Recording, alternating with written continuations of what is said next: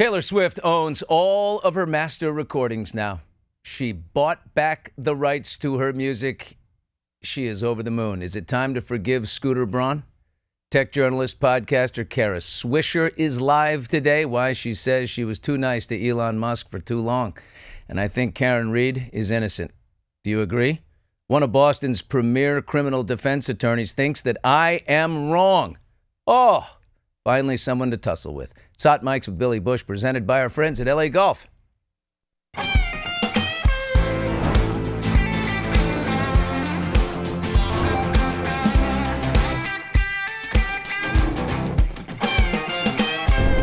All right, we're live on TuneIn and YouTube, and here we are at Howie Mandel World Headquarters. Howie Mandel is my landlord in this building. He is the Fred Trump of this amazing digital platform facility that I hope someday you can come visit, walk around, and see it. Because Howie is he's wild and weird, and he's into all kinds of different trinkets and things. More of his crap from over the years is around. There's Howie. He says to me, I saw your daughter on Saturday night. Where were you? I went to see, I don't go see stand-up comedy because I'm in that business. The one comic I would go see, Ricky Gervais, live at the Hollywood Bowl, and it was the most wonderfully inappropriate a couple of hours I've ever spent. And to see somebody's daughter, somebody that I know, their daughter. And they're only 20.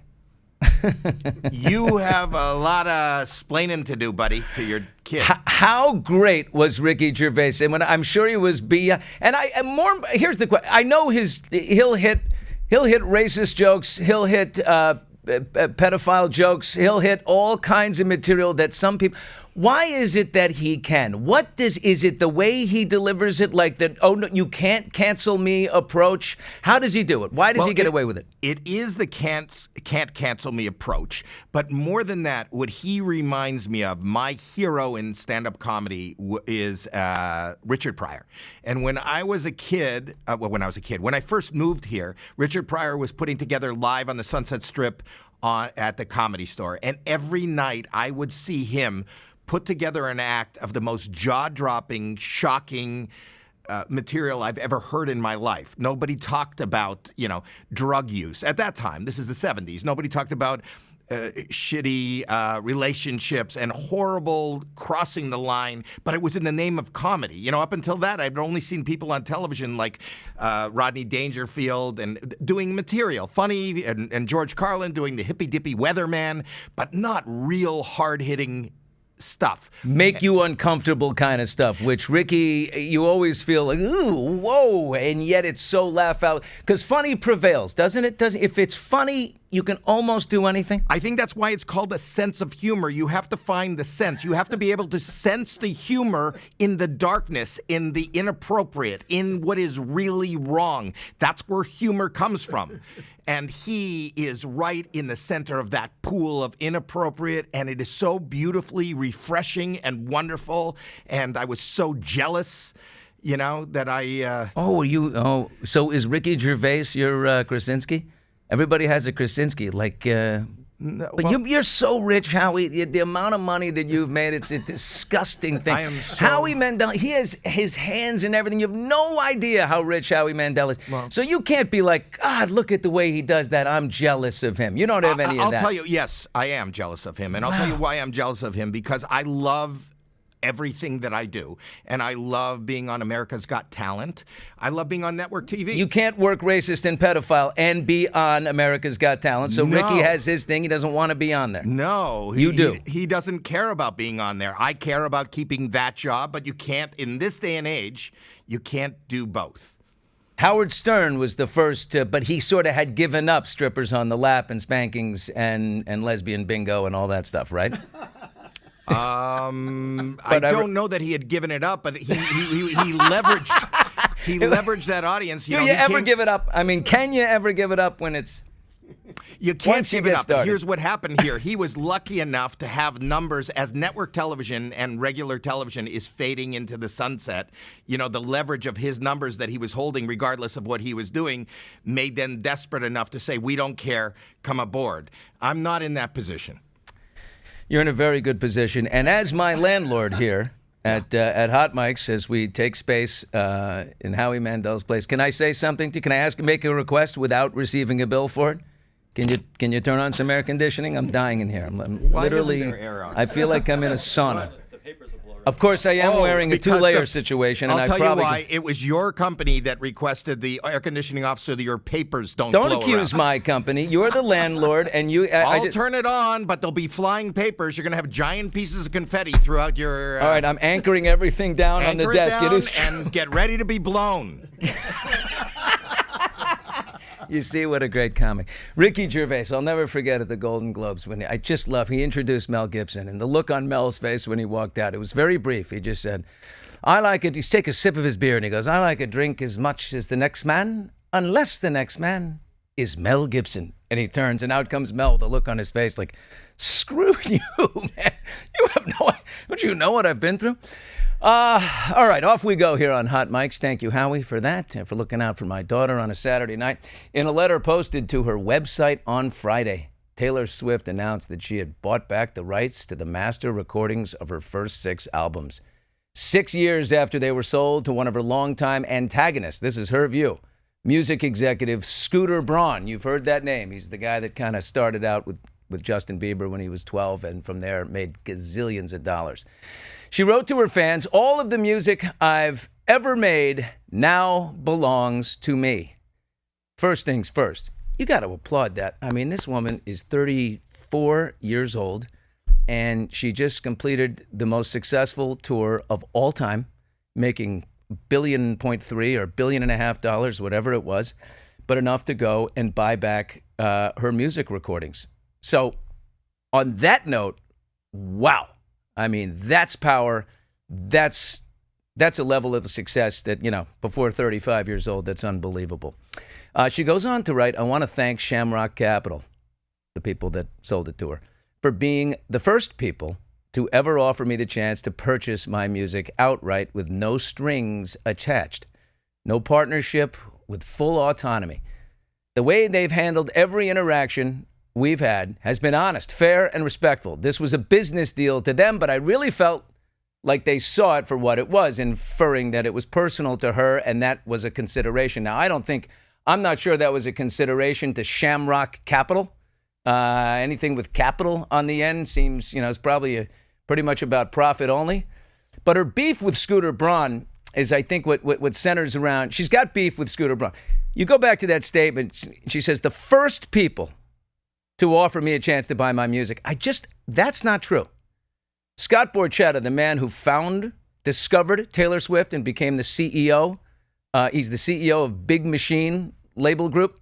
He's the guy that sold to Scooter Braun. But he says very clearly she had more than enough opportunity to buy her music at that point. Maybe it was just too expensive. But he signed her when she was 13 years old. And guess what happened? Her father, Scott Swift, became a 5% shareholder in Big Machine label group.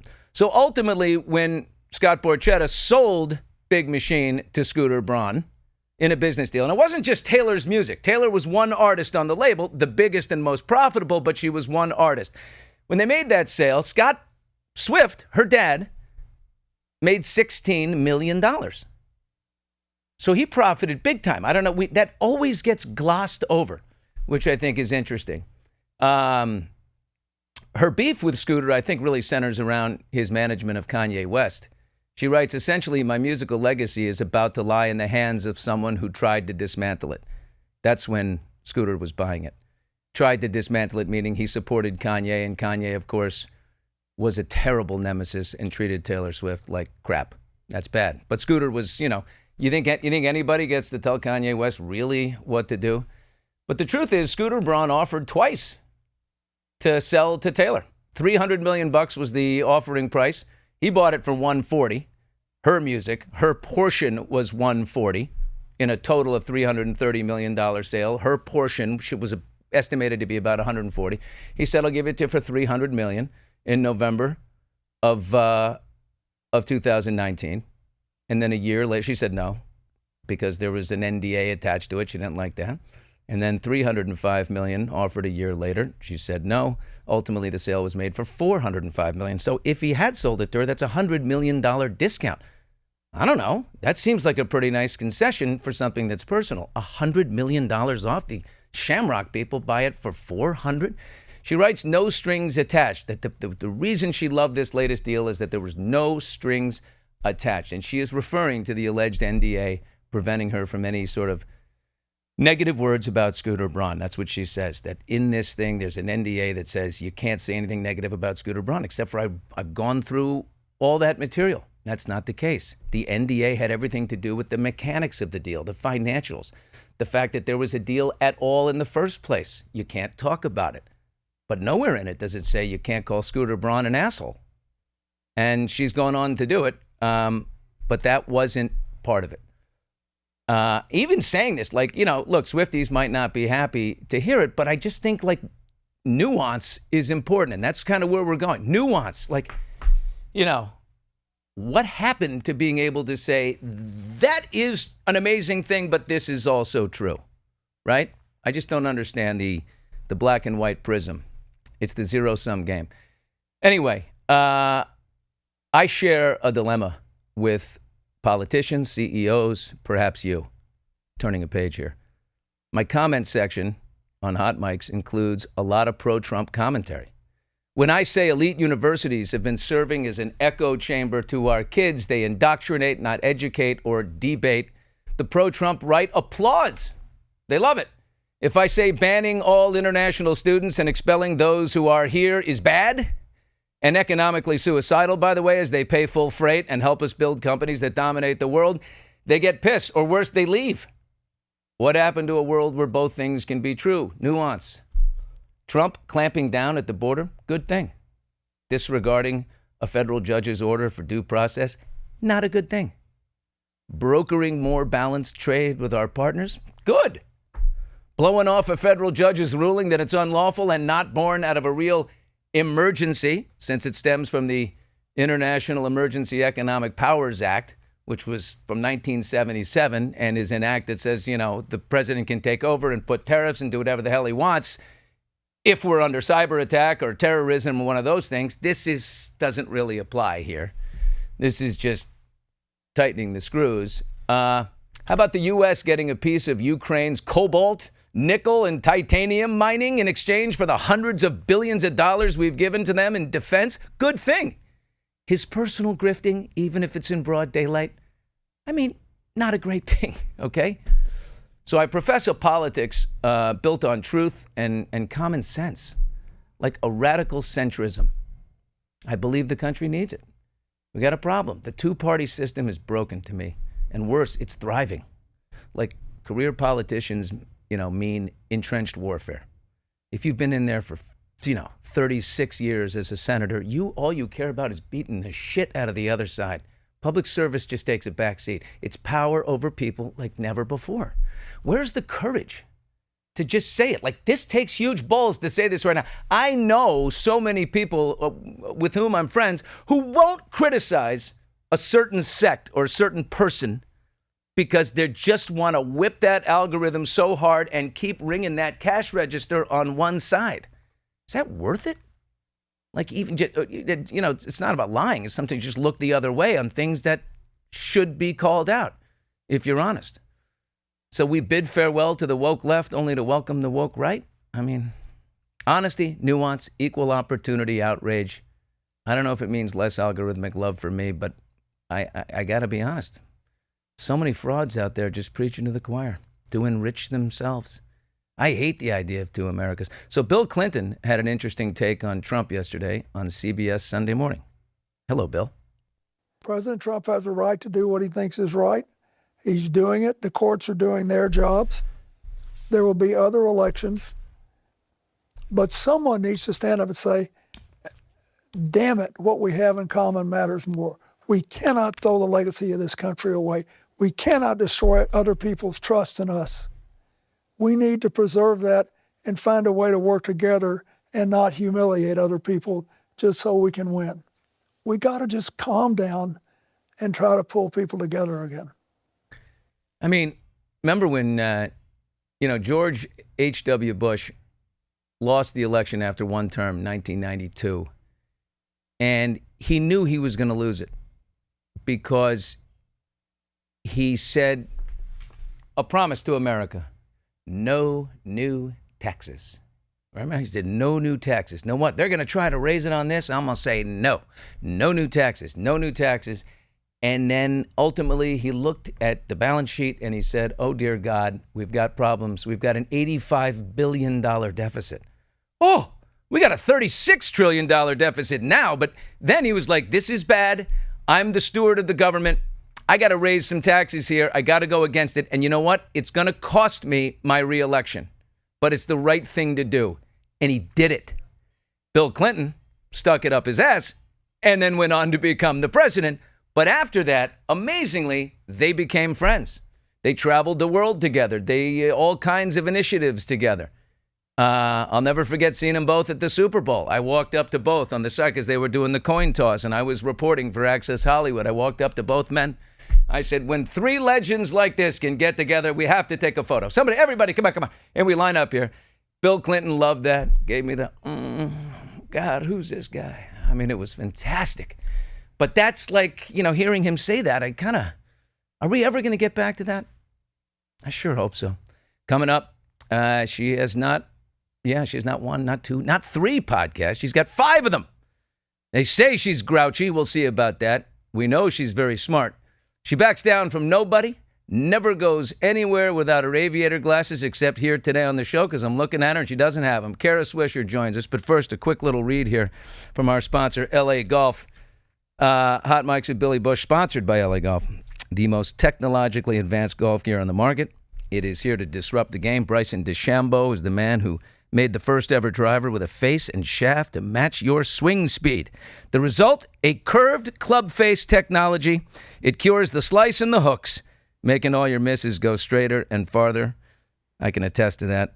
LA Golf is changing the game with the most technologically advanced golf products on the market. Take the swing with LA Golf today. And now we welcome the host of the podcast, On with Kara Swisher. You really sold that golf club. I'm thinking of buying one right now. Are you a golfer, Kara? No. Why would I do that? I'll send you one anyway. No, please don't. We do that for all of our guests. I've been listening to so many of your episodes, just getting ready and getting psyched. The glasses if you want them. They're right here. There they are. On with Kara Swisher, and then the co-host of the Pivot podcast with Scott Galloway.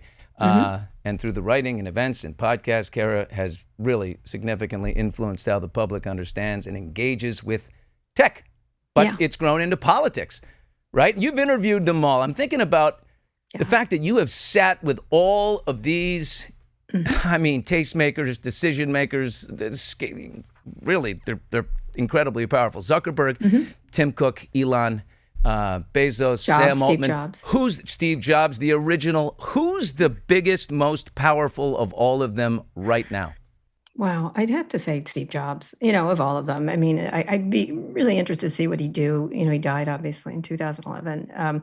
But I'd really like to see what he would think of the current moment and how he would handle it and what Apple would be like with him at the helm. Although Tim's done a very good job from a shareholder point of view and a product point of view too. It would be interesting to see what it was like with him there and stuff. But I think he has been the most important if I had to pick. He inspired everyone there. I mean, you think of Sam Altman from OpenAI. He worshipped Johnny. Steve Jobs, right? I mean, this is, he wanted that. He wants to be like that. So of all of are you, as a tech follower and tastemaker and interviewer, are you excited about where technology is going and mostly AI, or are you afraid? I'm not either. There's a thing called a Zoomer a Boomer who thinks it's all up and to the right and everything's going to be great. It's going to solve all our problems, which is never the case. It's a very naive way to look at technology. And then there's the Doomers who think that it's going to kill us. The sort of people who think the Terminator movie is going to come to light. There's that group of people. And then there's sort of the Zoomers who just are like, let's see what this does. Let's hope we have some guardrails on it. It's obviously incredibly powerful. So it just depends on how it's used and who uses it and who makes the decisions. If it's only shareholder based, it'll be a negative, probably, if it's thought about in ways to solve healthcare and other Yeah. major problems. That would be great. I don't think the technology is the problem. It's the people who deploy it, or the people in charge of deciding how things are deployed, which should be, in the U.S. citizens, but in fact, it's controlled by giant companies. And really big outsized personalities. So out of all the personalities, which are the ones that I know you got a real, as they say, chapped ass for Elon Musk. I do not. Why do you hate He him hasn't so chapped much? ass for me. He insults me. I just tell you what happened.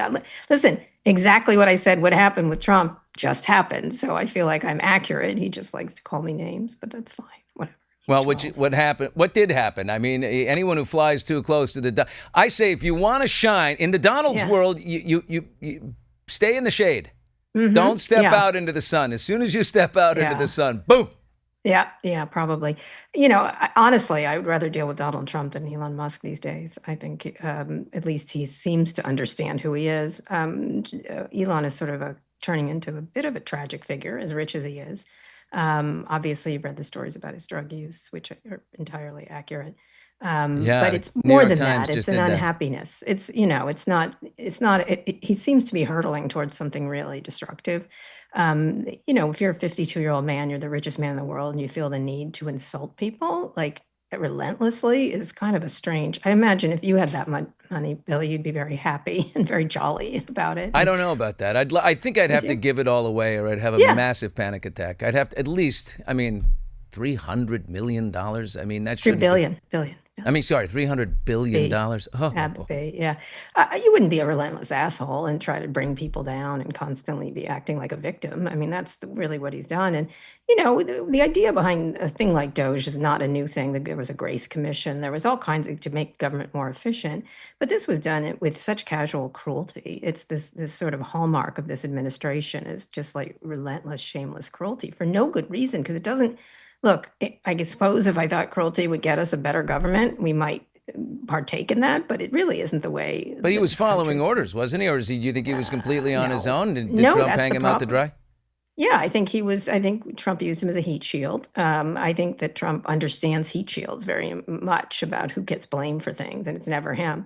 And I think he wanted to sort of do a little hand-waving jazz hands, but Elon took it to ridiculous extremes, like doing the chainsaw.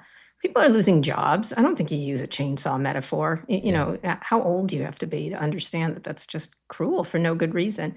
You could make a great case for efficiency. You could make a great case for there being too much regulation. I do it all the time, but you don't have to do it in a way that impugns a whole group of people unless you're relentlessly insecure and aren't certain of what you're doing. It's even Trump corrected him. He said it's not a chainsaw, it's a scalpel or even a chisel. But in this case, I don't think we seem to have been, the U.S. taxpayers now out money because of this effort, probably. Yeah. Which they relentlessly lied about too. Why lie about it? Why? Because everything is jazz hands with this guy rather than actual results. Is it even possible? I mean, the government is so big. Is Doge dead, do we think? Someone takes over now and Doge keeps going on, but it's probably dead, right? I mean, really. Who, like Billy Bush? I don't know who gets to push. You can't push these cabinet secretaries around. That's who actually, had a hand in Elon's downfall here. He bullied Treasury Secretary Bessent, and Bessent wasn't having it. He bullied Marco Rubio, the Secretary of State, and he wasn't having it. And, again, it's not, you can make really good points about government efficiency, but not like that, right? Like, not like the way he did it, like saying he put something in a wood chipper, USAID in a wood chipper. These are people's lives, and you don't act like you're playing a video game when you're doing that. And that's sort of smack when you're playing video games, which he likes to play, but that's not how you conduct an adultness. And I hate to be like the adult in the room, but it's just, if my kids behave like this, I'd be pissed. So you said recently I was too nice to Elon for too long. I was. What was the first time? What was the first meeting with Elon? Did you liked him? I did. It was because, it was actually, I met him way before that, it was unremarkable, I would say. He had a company that put the yellow pages online. I don't know how else to put it. Like it was called Zip2 or something like that. And it was one of the many entrepreneurs that was around. And what I really started to notice him when he had X.com, which was a payments company that competed with PayPal. And they were incredible rivals, and they were too small for not to be one. And so they merged. And when they sold it by luck to eBay, That was a big moment, and everyone went off and with their money. I think they made a little bit of money. Each of them made a little bit of money because even though $300 million seems like a lot of money, it was split a lot of ways. But he went off and did some interesting things. I mean, he bought a car company that was already founded. He sort of focused in on space, which was a big interest of his. He was doing interesting things, and a lot of the people who took that money and a lot of entrepreneurs who did well at the time did like really dumb things like, digital dry cleaning. And so he was interesting and he was interesting. Like if you're doing real life problems, to me, if you're a I like reporter, actual dry cleaning. I don't like. no, I but don't like, you don't know, like we're digitally going to dry clean. digitize dry cleaning. I'm like, oh, you're doing a pickup service that you use an app for. Like, not, it doesn't inspire you, I know. to, What's the next thing that is just like a basic function of life that I can just get an app for and have something? We've really agents, thought of AI, everything. Is there anything left? AI will be that for you. AI. I'm into ChatGPT right now. It knows Are you? too much. I'm dating a woman who's also dating ChatGPT, and that's a Oh, very dangerous she asked thing. Kara, questions. it's just, What should I? she got a whole profile on me. Back what we were saying Wow. 3 days ago about Billy. I think he has emotional issues. I mean, and it's amazing. This thing's going to put therapists out of job. It's amazing. It could. For a lot of basic things, it does a lot of really good things. I think the idea is the people who use it, if you're a lawyer and you know how to understand it, you'll do a better job as a lawyer because it'll help you. And, there's glitches, just like, or if you don't, I don't know if you remember early internet, but it was pretty glitchy. I mean, the very first website, one of the very first websites was a camera aimed at a coffee pot at a research institution, and everyone just watched it. I mean, it wasn't, it was very unexciting, and you would have no way of understanding in 20 years what it would become, right? And so right now, I think where we are with AI is it's still working out. There's enormous amounts of money being put to it, but Yeah. we'll see what actually makes money, whether it helps. Hollywood's a perfect example of that. Like, is it going to replace TV shows, or is it going to help people make TV shows? Is it going to make it easier to do better CG? Is it like CGI, which helped Hollywood for sure? Or is it going to be just totally replacing all kinds of people, grips and lighting people and actors even at some point? We are talking to Kara Swisher, who is a tech journalism legend. And really, from the Sure. beginning, you should accept that because it's true. I shall. And she has many podcasts, a great platform with Vox Media, and so. My cousin is a guy named John Ellis who writes News Items, which is a Substack. It's very good. John sent me a few articles on AI, and one that was really blew my mind was something called like AI 2027, and it takes us from now until 2027, and it gets month by month when it comes to the year 2027, and it's like sort of a prognostication of where these things are going. You got the second model, the Agent 2 comes and it trains Agent 3, and then Agent 3 gets to be freestanding, and then it goes and starts Agent 4, and it's the research for Agent. Then it keeps building upon itself, and ostensibly it leads to AGI, artificial general intelligence, and then who knows, maybe super intelligence. But all along is this thread of, will there be a governing body, an international governing body? Will we ever get to a place where we say to China, hey, let's put on the brakes, all of us, and sort of come to an agreement here? Or is that just like, we tried that with the Russians when it was actually hardcore missiles, and the race just kept going. I noticed we haven't blown ourselves up yet. Right. So we did it with the Russians with nuclear. Can we do it here proliferation. with the Chinese? If people think of it like that, but right now, unfortunately, the government has a very backseat role in this stuff because big companies like Google, or Meta, and Alphabet, and Microsoft, and others, and Amazon are controlling a lot of it, where it's going, where the money's coming from. And so the government has played a very small role comparatively, compared to the way the government invented the internet, as you know, it was for defense systems. And so government invented radar, government invented like all kinds of things, people using research. And so the question is, do we see it as just another commercial thing, and we're going to keep it within the commercial sector, or do we see it as something that's much more important? Do we have things we can agree on, like killer drones, for example, that will just attack you, or someone's DNA? Do we think it's okay to use it for cloning? Well, you think, those are the kind of things there should be a worldwide decision making on certain things you don't use. I just don't know, given how the state of the world right now, there'd even be a nuclear non-proliferation treaties. But we'll see. We have to. We really do, because a lot of it has to do with privacy, misinformation, how it could spin out of control. Really, you could easily see the disaster scenarios. And actually, there's a movie this weekend that premiered that the guy who did Succession, Jesse Armstrong, I just interviewed him, called Mountainhead. Yeah. Where just that happens, that right? good? And it's not. It totally could. It totally. And especially when there's such a shabby, ethically shabby person like the guy in Venus in the movie who just puts it out. And even the guy who creates good AI is kind of happy about it, because he goes, how does it feel to have the cure for info cancer?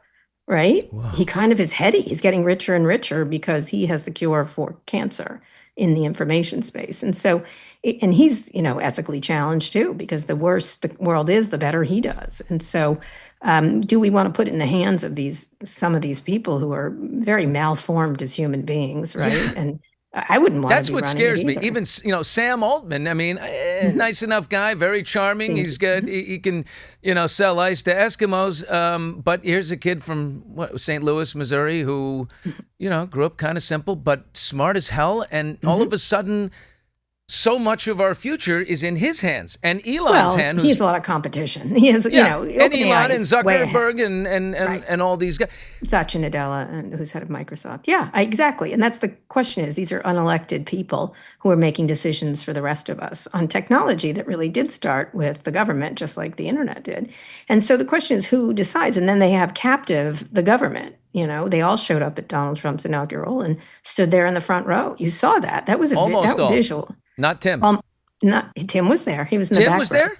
Oh. He was there. He and Sam Altman hid in the back row in the most incredible feat of engineering not to be seen next to Donald Trump. But they did it. They were at that lunch and they were at the thing. And so the question is, why were they there? And why did Trump want them there? It's so obvious why Trump wants them there, because he wants to show his hegemony over people. But in their case, they want things. And that includes the next thing, which is AI. And that's why they want to be there. They're competing for that and other juicy bits from the government, whether it's defense contracting as we move into the more digital defense. So the government will get involved. Ukraine just did with drones yesterday was astonishing. Sorry, what's that? What Ukraine did with drones yesterday was astonishing, just astonishing. You couldn't have ever done that. A small country like Ukraine attacked Russia very effectively using, drones that they just let out of a box, essentially. They've shipped them right next to the $600 drone. And they're going to be some country. When this is over, I know we're right in the midst of this ridiculous aggression by the Russians, but when this is over, Ukraine is going to be a leading technology country in 10 years or something like that. I keep thinking about that, how incredible that they have used. The scarcity has bred incredible. They did have gotten a lot of money from us, but what they're doing is really quite impressive. So what do you think? You talk a lot about politics. So the tech bros, they're all there at the inauguration. But then, you look at all the CEOs that are swinging through Mar-a-Lago and they're having dinner and they're doing their thing. And the hedge funds are doing well. Sure. We've got the whole taco trade thing. The taco trade thing's good for them. They seem to know when people are making money. Because he's constant volatility creates money for people. They haven't set even a slight idea of when he's going to pull them or have them. Now, look, the stock market's now sort of onto the game, and so you aren't seeing swings in volatility as much. Initially, I'm sure a lot of the people around Trump made out like bandits on those things, and someday maybe we'll investigate that. But right now, the volatility is getting less and less because everyone's onto his little game, what he does, which is put them up, do this red light, green light kind of thing. I'm outraged, but I'd also like a hand signal. I'd like a hand signal like, we're going to, here's the... Well, don't you know him? I heard you knew him. I used to know him. I haven't seen him in 10 years, but I knew him. By the way, I compliment you on the name of your podcast, Embrace It. I love it. Yeah, what do you think about Hot Mics? I love it. I think it's a great name for a podcast. I can't believe I didn't think of it. It's really good. Well, it especially applies to me. I figure whatever. Like 3 years of living in a hole and like wanting to like destroy myself. And then all of a sudden, Andrew Cuomo's about to be a mayor of New York. Incredible. Yeah. And he's in a runaway. So what do you think? I'm just thinking these, but why is there, it's where I started in the beginning. Why is there so much fear, or lack of courage to say what's right inside. Like I mean, there's certain things I like about Trump, and I detailed, 3 or 4 of them in the beginning. But there's also certain things that, on the same issue, this is a problem. Elite universities, speaking basically one language, and that resonated with people. It felt more like indoctrination than education.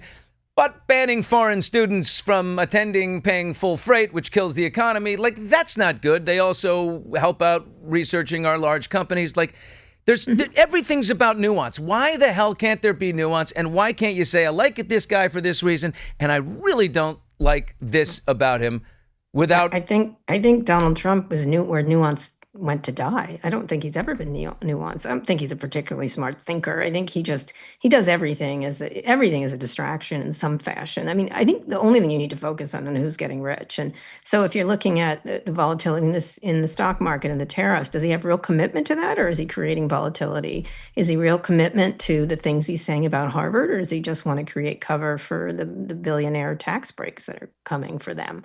I mean, I focused often on the money, and the Harvard thing is strange. And one of the things that is really unusual for this group of people is, and I use this expression a lot, is every accusation is a confession. Like, they talk about free speech, and then what are they doing? They're shutting down. If Harvard wants to be woke, Harvard can be woke. It's none of the government's fucking business of what Harvard should do, honestly.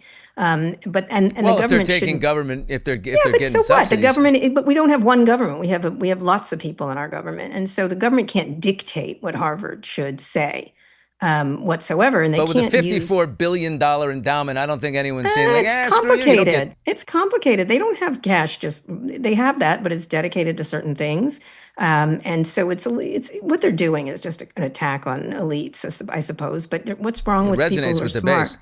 Yeah, and it works with the base. It has nothing to do, like a lot of the research that comes out of Harvard and others, they're not getting funds for nothing. They're getting funds for doing amazing research that, in fact, research delivered us the internet. Research delivered. We can go on and on and on about what research is done, and to act like it's like some freebie, it's just such a reductive way to think about it. These universities have done astonishing. The payoff for investing in universities has been massive payoff. And the fact that he's attacking them, to me, is a distraction, but it also helps get his base. So why are we catering to this base of people at all? Like, why do they get to run? It's a very small group of people. It's 30%. What about the rest of us who kind of like Because the rest of us aren't taking part in the political process. They're waiting for two parties. I think the two-party system is brutal because they're waiting for these primaries and they wake up and they say, wait, who are we choosing between? Well, you're choosing between those two people? Why? That couldn't be worse. Yeah. Well, you got to get involved. Absolutely. I think that's what's interesting is that they've created it almost like what's interesting about Trump. I was talking to, I often talk to Trump people, which is interesting because they're such leakers. They're such like giant gossipy leakers behind, just so everybody knows all the stuff they say on Fox News is nonsense. That's performative.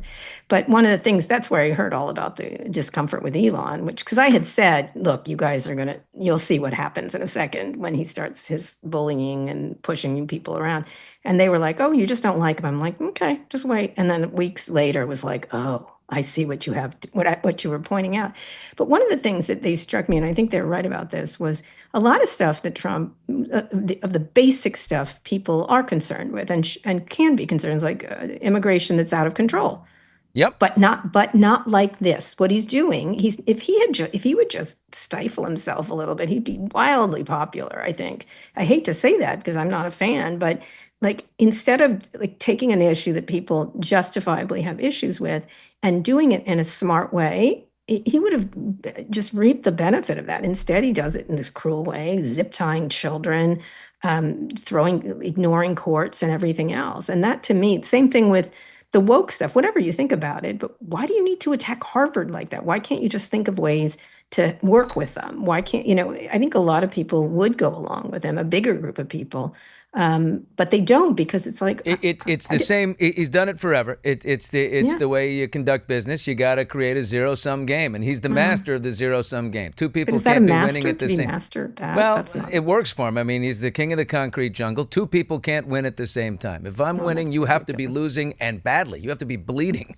Right, but it doesn't. On the But floor. you know, when you are the president of the United States, you presumably you have bigger values here. But he doesn't. He has no respect for that. And so I think what's interesting is the most interesting to me about Donald Trump is how he uses digital media. I mean, he is the digital media president. I mean, that's why I sort of started focusing on politics, because you look at different presidents or different political movements, and obviously JFK gets the TV, role, that he used TV to his advantage. Roosevelt used radio to his advantage. So did Churchill. So did Hitler, by the way. And Trump uses Truth Social.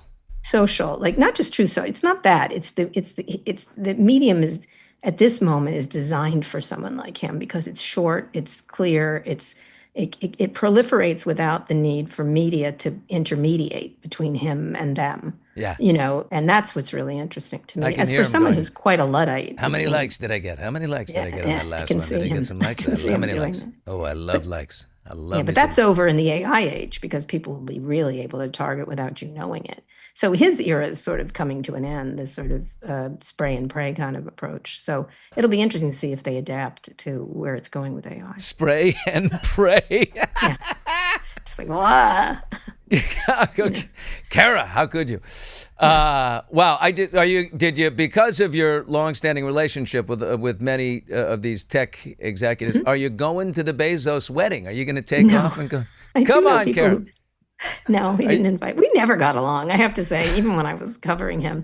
He only talked to me until he needed me, which I don't mind. When I was at the Wall Street Journal, he needed the attention of the Journal at the time. But no, I'm not. You know what? Whatever. He's living his best life, I guess. Are you going? No. I've heard from people that have been I invited. want to that go. don't I got to know say, I him. got a little FOMO on the thing. Oh, did you? Yeah. Well, a lot of people who they don't know have been invited, because I've gotten calls from people. They're like, I got invited to this Bezos wedding. I'm like, oh, are you a friend of his? No. I was like, oh, okay. I mean, honest, I would go if I was invited. I absolutely Of would. course you would. Of course I would.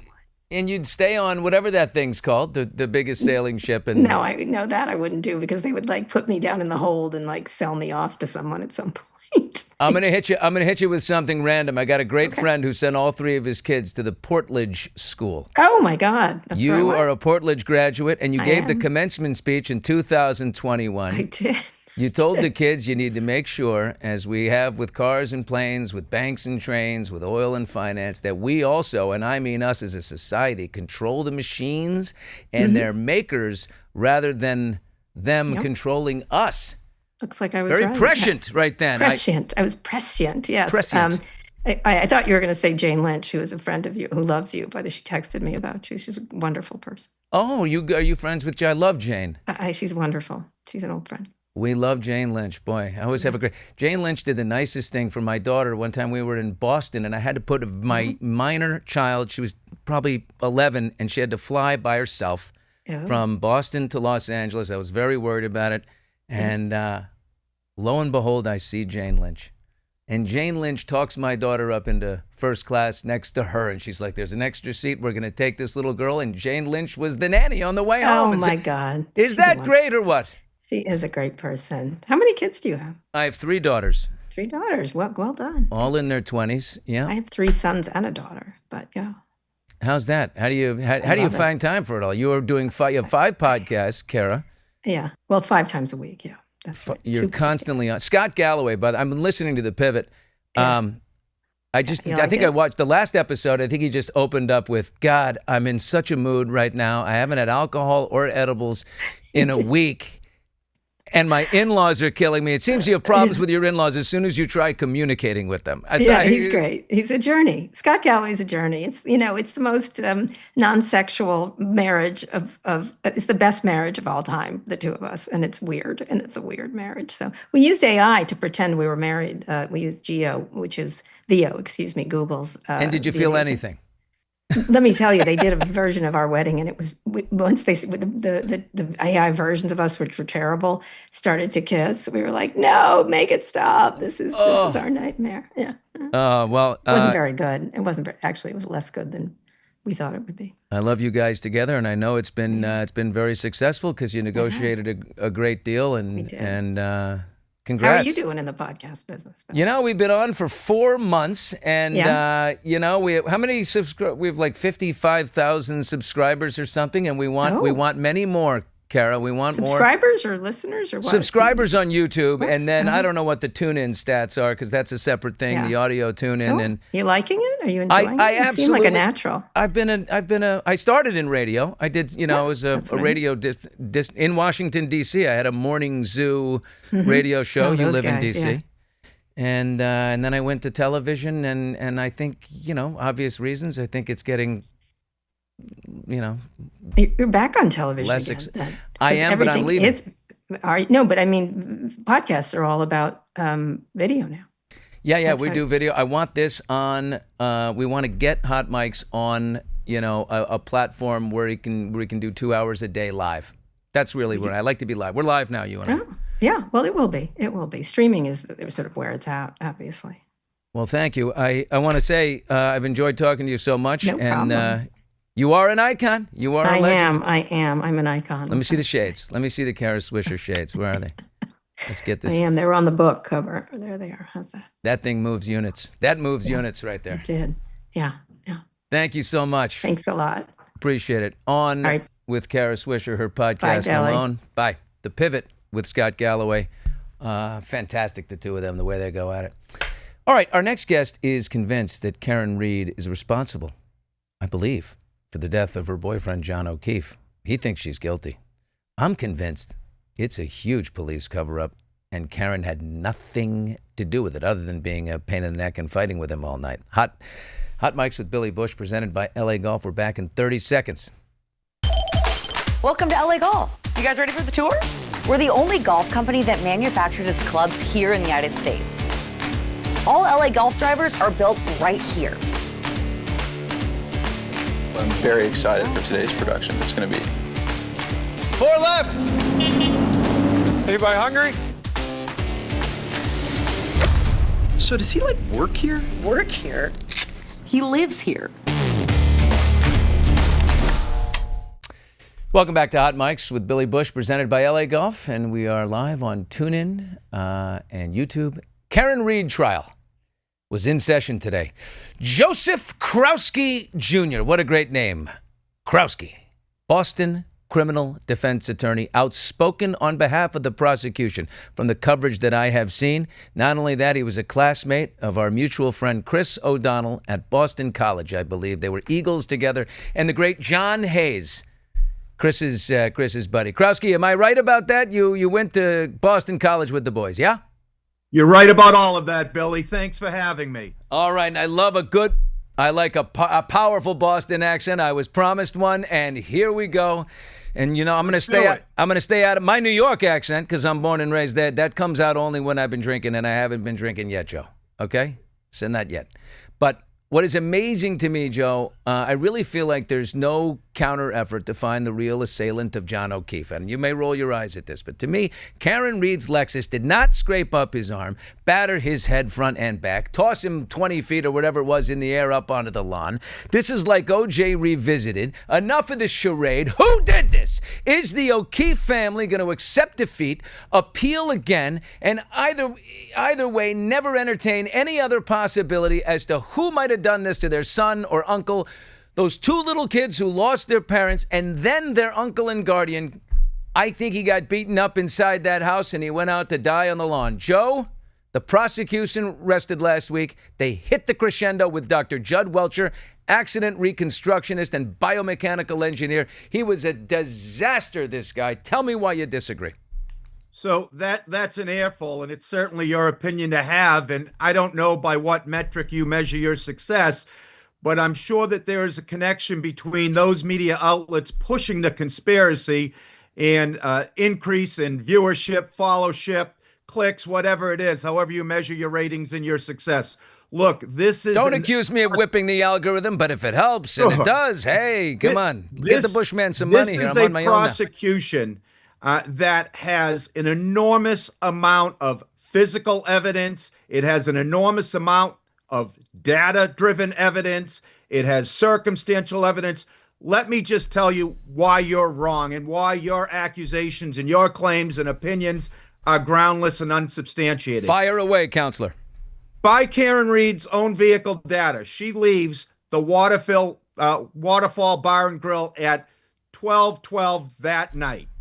They have her going past 34 Fairview and doing a 3-point turn at a street called Cedar Crest at around 12:23.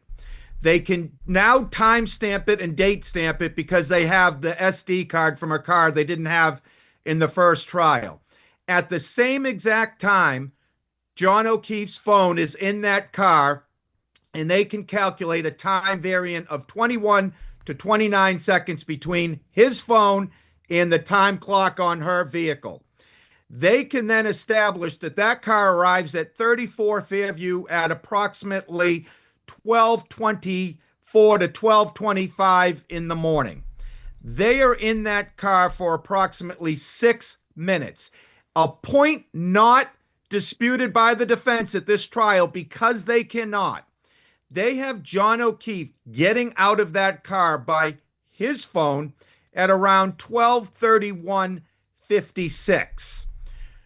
At 12:31:38, her car registers a triggering event, according to the text stream data and the event data recorder. She depressed her gas pedal 75% in reverse, and it went in reverse for at least 54 feet at 34 Fairview. John O'Keefe is out of the car at 12:09. His phone is utilized for the last time, and at 12:16, it never moves again. When you account and reconcile that 21 to 29 second variant, it is unequivocal that Karen Reed's car is backing up at the same time John O'Keefe's phone moves for the last time. And by the way, in a point that wasn't disputed by the defense, his phone only moves for 20 seconds in only 34 steps when he gets out of that car. This is a very tight area. This is the geofencing on this is too tight of an area to be conclusive. How do you decide? First of all, the bite marks on the arm. Okay, the defense witness today. There's not a chance that Alexis is, and look they're not all in the same direction. There's a couple shooting up in a vertical sense. There's not a chance that Alexis backing up at 24 miles an hour is going to put those kind of marks on this guy's arm. It's not possible. There's what part of the car? Of course it is. And here's why. Look, if you notice. And no body wounds down below the neck, nothing to the torso, just the arm? He hit the arm only? I know. You got to be discerning here, and you got to really pay attention to this evidence. And if you heard Judd Welcher, all of the injuries on John O'Keefe were on the right side. Those marks line up exactly with a pronated arm with the rear taillight, which was broken, in which pieces of were found around the scene and John O'Keefe's body. You don't mean the broken taillight that was on the right side matches up with the spoiler on the car. There were sharp shards of that taillight, the polycarbonate taillight, and other pieces of glass all over the scene. Shards this long, this high, like a foot and a half length of shards. That's not possible. A taillight's only this big anyway. Remember, according to the medical examiner, these were only lacerations, and they follow an exact linear pattern that lines up with his arm and that taillight. But aren't you ignoring a big piece of this? Karen Reed's taillight, about 30% of it was missing. Not just at the scene where it was left. There was on the Ring video at 5 a.m., she leaves One Meadows, and her taillight is clearly damaged and broken. Michael Proctor. I don't see that. I see her back into someone's car. I see her back into John O'Keefe's car that's parked there in the driveway. And hit it. Archer, the defense's own experts concluded that couldn't have contributed to the damage. She was going too slow. And the prosecution's expert bought the exact replica of the car and demonstrated and proved that incident captured there could not have been the cause of the damage to the glass. You also got to look at the pristine snow. Not a single piece of rear taillight was left. At 8 a.m., there was a How come they well-being didn't find any taillight when the Canton police officer was the first guy to inspect the scene? He didn't see any taillight. It didn't show up until later when Michael Proctor got on the scene. Michael Proctor, Nope, the same guy that's who wrong. had the Lexus in the Sallyport garage of the Massachusetts State Police. He's in there, and he's Hey. 42 minutes of tape is missing of Billy. him back there behind Billy. that taillight, Krowski. I'm telling you. Facts matter. Facts matter. So let me finish. They did a well-being check at One Meadows at 8:30 in the morning, and that car was caught on cruiser cam, clearly missing 15 to 20% of that rear taillight. From Meadows, Karen Reed's father and brother came and got the car. It is captured them on video, paying particular attention to that right taillight. The car goes to her father's address in Dighton. It's always on Ring video. It is then transported to the Sallyport in Canton, Massachusetts. 7 members of the state police, including the CERT team, sailed off the crime scene at 34 Fairview before Michael Proctor ever came in touch with Karen Kelly Reed's Devers Lexus. of the Canton Police Department, a great woman. Everybody respects her service. She said it was very odd that Brian Higgins and Chief Berkowitz were alone in that Sallyport garage with that car for quite some time. Later on the day, John O'Keefe died. You're missing the timeline. The car didn't get to the Sallyport till after 5 p.m. At 4:45, the CERT team from the state police, with no connection to these Canton police, had sailed off the scene at 34 Fairview. So who planted the taillight? What about Occam's principle? The easiest explanation is the one that's being alleged here. And you're also ignoring the DNA evidence, their hair evidence on the car, all of the data-driven evidence, and all of her admissions. You don't find any evidence to be a little confusing, like the cop, the retired cop that lives across the street. His camera doesn't work. The dog has been rehomed. Who rehomes a dog after 6 years? Don't you rehome a dog after like 1? You know pretty well that there's something wrong with the dog. You don't wait 6 years, then you rehome it and it gets rehomed again. And it's probably dead now. Little Chloe is gone. There's pig DNA on those scratch marks on the arm, which suggests that whatever Chloe was eating or playing with is a chew toy. Pig DNA? How does that come from Karen Reed's car? There's just so many things, and all you need Let me respond is to that. one person on the jury to say, yeah, I'm not buying it, and off she goes. Let me respond to that. The story that had been pushed by the media that didn't really conduct a discerning review of the facts on the ground had pushed the unsubstantiated rumor that Chloe was in fact dead. Some people pushed the conspiracy theory that Why is Chloe she so had hard to been find? buried under the pool. Not only is Chloe very much alive, if you watch the pretrial hearings, the prosecution made Chloe available to the experts of the defense, and they declined. The prosecution would not be so reckless as to make a dog We just want to know she's alive. Like, what's Chloe going to say? What's that? I said, we just want to know that Chloe's alive, because what is she going to say, Chloe's really? alive. But I would match the teeth mark. I mean, I would line up the teeth to the arm. See The prosecution did that, and it didn't line up. And that's now the defense is fighting like heck to keep that out and declined an invitation to have their experts do measurements of their own. Krowski, how do you explain? Are you coming around Joe, now? No, Joe. How do you explain Brian Higgins and Brian Albert butt dialing each other at 2:30 in the morning after he goes to move cars, which he never moved at the Canton Police Department because, of course, it's his job to move, government vehicles. He never did. He walked in.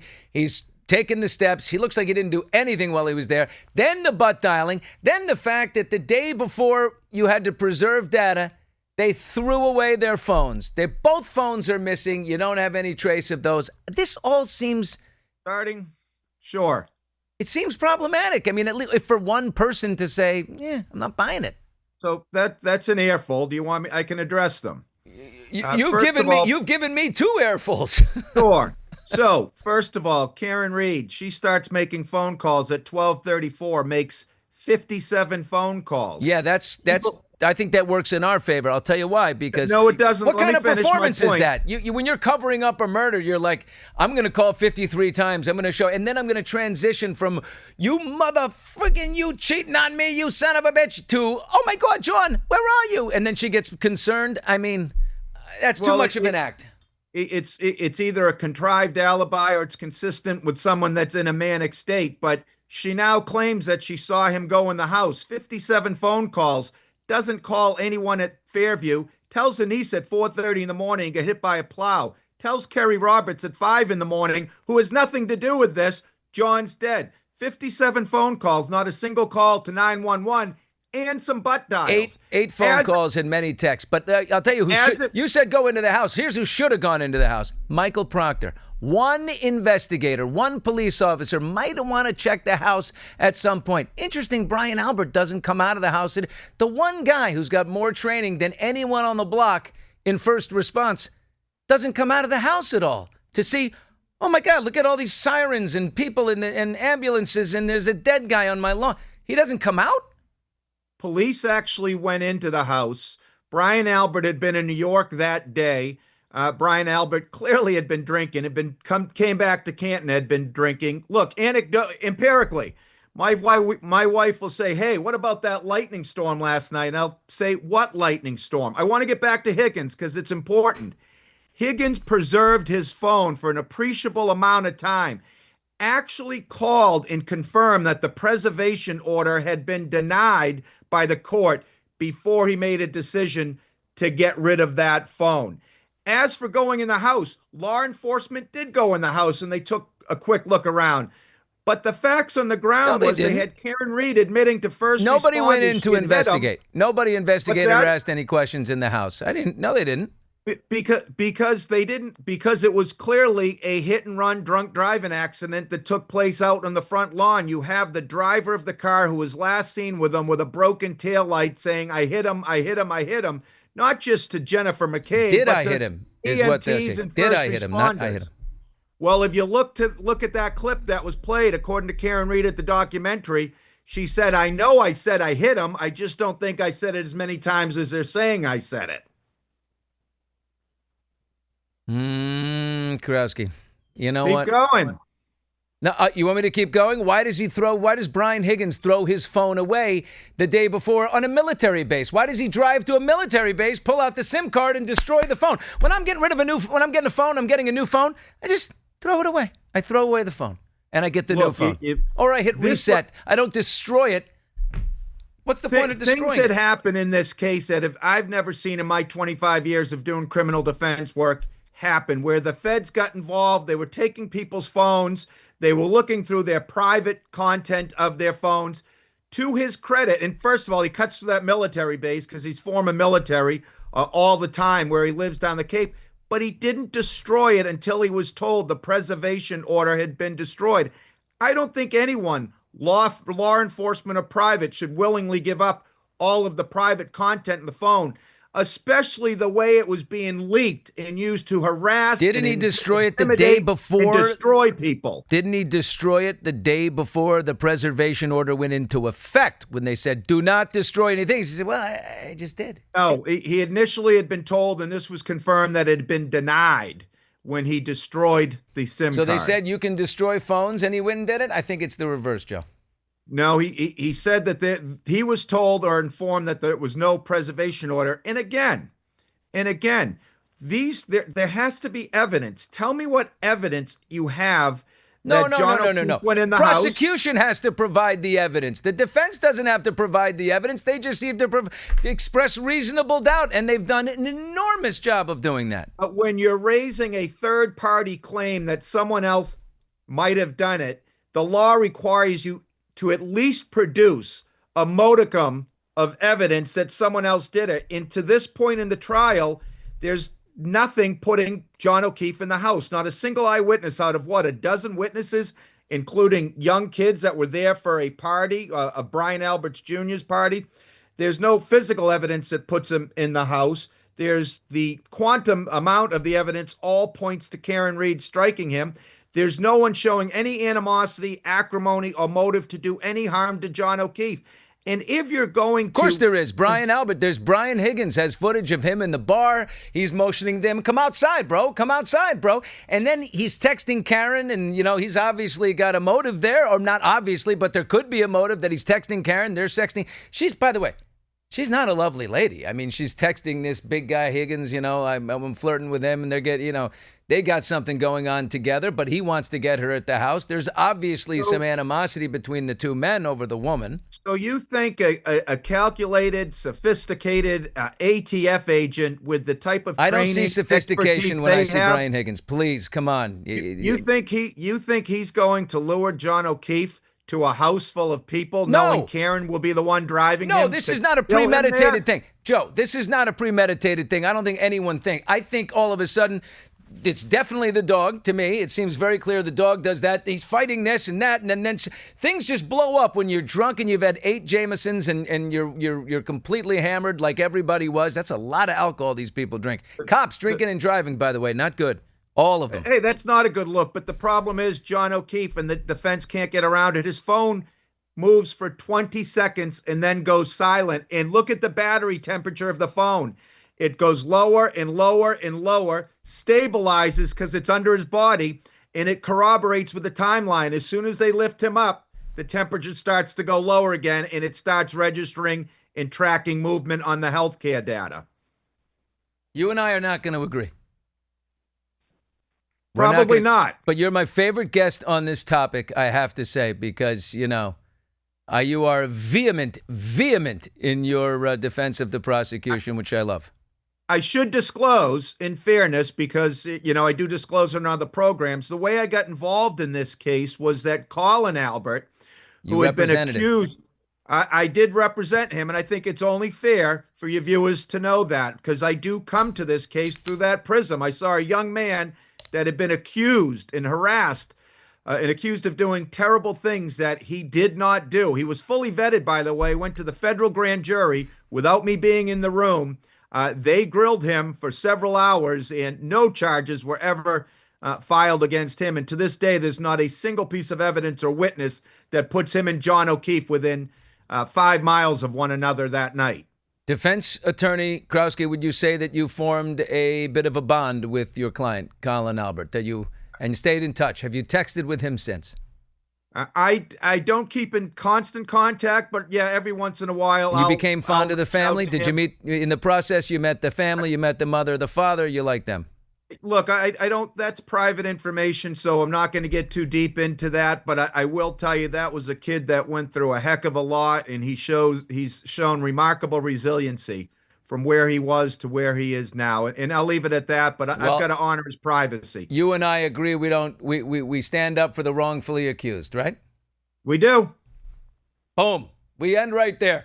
Criminal defense attorney Joe Krowski of Boston. Absolutely. Wouldn't you want this guy in your corner? He is an absolute tiger. Love it. Thank you very much. And if you see John Hayes or Chris O'Donnell before me, say hello.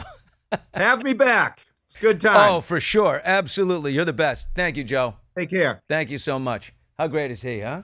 Did we love Joe Krowski or what? I love the name Krowski. Joe Krowski, right here. He's tough. He's smart. He's got a great record. He's a good Boston boy. I felt like being from Boston, I think I've drank with him several times or someone exactly like that. Oh, yeah. Now, that's the guy you want to sit next to at a Red Sox game and just have a hot dog and a few too many beers and put your arm around him, just, take a selfie, have a good time. Also, that was a good match. I had the early rounds. I had 2 10-9s for Joe, but then you came back strong in the middle there, I would say, with a couple rounds. Yeah, he thought he had swinging. me on the mat like several times, and he's like, is that it? And I'm like, no, that's not it, Joe. And then, listen, I'm studied on this darn thing. I don't think I'd be the best lawyer, but not the worst. All right, it's time for Fire Away. This is a segment that we want to hear from you. Preferably by voice or video, mostly video, so we can see your face. Way to get involved in the show and get on the socials with us. So let's see. Ask me anything. Steve, who do we got? Well, actually, this is good. This is our first video entry, so we're going to start there. And Kyle, let's roll it. Here we go. I'm Tisha, or Trogger, T-Raj, T.R. Gillette, whatever it is, whatever platform. These are my dogs. There's Rocky. Coda! Hey, Rocky. Hi, Coda. I'm into this Blake Lively fiasco. Yeah. So I want to know what you would do if you were trapped in a room with Ryan Reynolds, Blake Lively, and Justin Baldoni. Oh, if I had all three in there. And is it Tina? Tia? Was her name Tina? Oh, sorry. Oh. You'll work on that. Yeah, You'll work on that. We'll work on I missed the name at the beginning, but we will find it. So what would I do if I was in a room with those three? I'll tell you what. First, I'd say, well, this is interesting. First, I'd say, can I have a word with Ryan alone? And then I would pull Ryan off to the side and I'd say, Ryan, what were you doing diving into my Hot Mics Instagram account a few weeks ago, liking a post that I made in defense of the young girl from Ole Miss? Do you remember the young girl from Ole Miss who was accused by a couple of frat boys of sleeping with her boyfriend's father, and they all kind of made fun of her, and then her identity became like public, and she had to move off campus, and the shame and the shaming and the cyberbullying and then Pat McAfee from ESPN repeated the story, and people started talking about it. It's patently false. She's a freshman in high school, beautiful little girl. She didn't sleep with her boyfriend's father. It was one of the worst things ever, and I just went to town on these little sons of bitches, and I posted, and I noticed Ryan Reynolds, months later, maybe 2 months later, month and a half, climbs into the post and likes the post. And I'm thinking, why would Ryan Reynolds? There's no other trace of him on anything else in there. And I think to myself, oh, maybe he's subliminally sending me the message. You see, I also stand up for women wrongfully accused and who have been harassed and all that, right? My wife. Is that the message he was sending? Is he playing some kind of Svengali game with me there? And if so, how do I respond in that game to keep it going? So I should send back something. We'll think about that. But for the rest of them, I'd say, while I have the three of you here, and especially you, Blake, and you, Justin, why are you making lawsuits and accusations at each other and fighting like crazy? I believe Baldoni's only doing it because he had to defend himself. And when you get accused of something horrible, you counterpunch as hard as you can. So I got his answer. But Blake, in front of these two men, why don't you just make a sequel? You guys made a movie for $25 million and it made $350 million. Make the sequel. What is going on here? Is it really that bad? Then I'd put a lie detector test on every one of them and get to the bottom of it. Who am I thanking? Did you find her name? Yes, and thank you. I want to make sure we do it right. She's our first video on Tisha. Tisha. All right, Tisha, thank you. And please, folks, fire away. Ask me absolutely anything. It's your chance to be part of the show. We want to hear from you. Send us your questions, your thoughts, your hot takes, your voice, your video, like Tisha did today. Love the video. The Google form link is in the episode description and in our Instagram bio. Politics, pop culture, personal life, I don't care. I really have nothing to hide anymore. Golf, whatever's on your mind. Again, wide open. Hot Mics with Billy Bush wrapping up today on this Monday, presented to you by LA Golf. Take your swing to the next level with LA Golf's cutting-edge technology.